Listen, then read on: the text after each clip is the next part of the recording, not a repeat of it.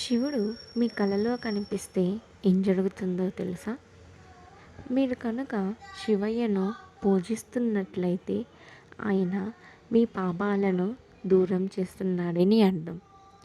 లేదా మీరు శివయ్యను పూజించకుండా నార్మల్గా ఉంటే ఆయన నన్ను నమ్మండి, మీ కోరికలని నేను తీరుస్తాను, నన్ను మనస్ఫూర్తిగా ఒక్కసారి స్వీకరించండి, నన్ను నమ్మండి అని చెబుతున్నానని అర్థం.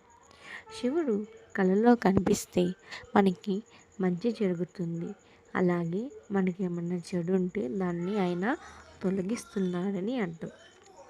శివుడు ఎప్పుడు మీ తోడుగా ఉంటున్నారని భావించండి.